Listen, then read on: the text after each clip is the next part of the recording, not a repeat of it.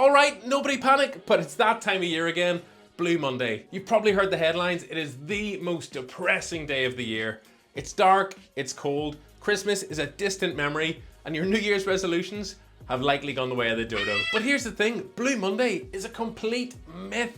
That's right, there is literally no science behind it whatsoever. The idea of Blue Monday was completely made up by a travel company called Sky Travel.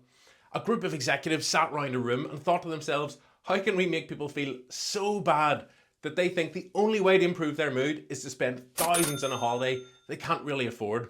And so the brainchild of Blue Monday was born. They promoted this idea along with a made-up formula calculating the saddest day of the year, using metrics that they couldn't possibly know, like your motivation levels, weather, debt, monthly salary, along with a load of other made-up numbers that accumulated in this completely made-up, most depressing day of the year. Clever?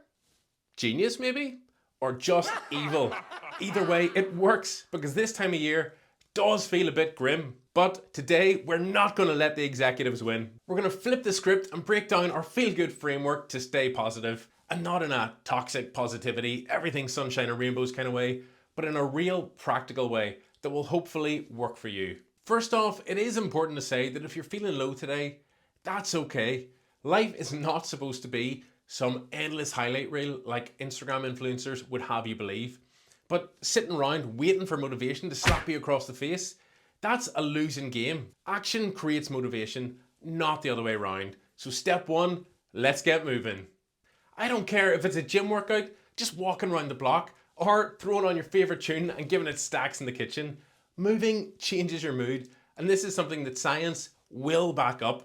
But here's the important part. You don't have to feel like it to get started. Nobody wakes up and thinks, oh, I cannot wait to do burpees today. You just do it, and once you've done it, boom, instant mood boost. Another key question to ask yourself is, what are you consuming? And I don't just mean food. Although, if you're running on caffeine, sugar, and leftover Christmas chocolate, you're setting yourself up to crash harder than a student after Freshers Week. I've got nothing left! You need to control your inputs, and by that, I mean everything you're feeding your brain. If your social media is full of negativity, and you spend the day doom scrolling, guess what? You're going to feel pretty grim afterwards. Curate your feed and only allow positivity in, because even though you may think you're not impacted by what you're seeing online, you subconsciously will be. And even better than curating your feed is to get offline and connect with people. As humans, we are wired for connection, and when you're feeling low, it's very easy to isolate yourself and scroll on your phone. But that is the opposite of what you need. Instead of scrolling, call a friend or get the crack going in the group chat, or here's a mad idea. Why don't you actually go out into the world and meet someone for a coffee? Even just a quick chat with the barista or the old lady at the bus stop could really lift your spirits, and for all you know, that person might be feeling low as well, and that interaction could help lift them.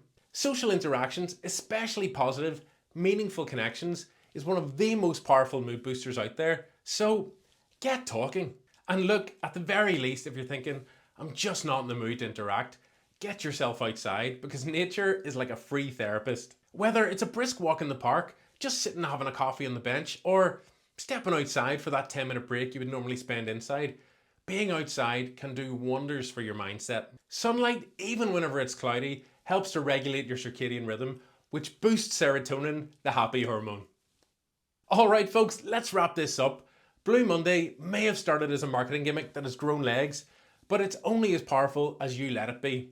The truth is that every day is what you make of it. Sure, some days are going to be harder than others, but that's life and you have more control than you think. Move your body, feed your brain the good stuff, connect with people and get outside for a breather. These aren't just tips, they're a framework to flip the narrative.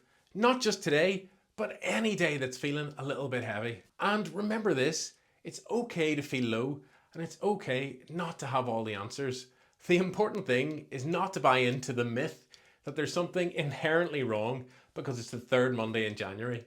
So whether you're smashing burpees, just having the crack with your friends, or sitting having a coffee in the park, remember, you've got this. Let's banish Blue Monday, not because we're going to pretend that everything's perfect, but because we're choosing to show up anyway.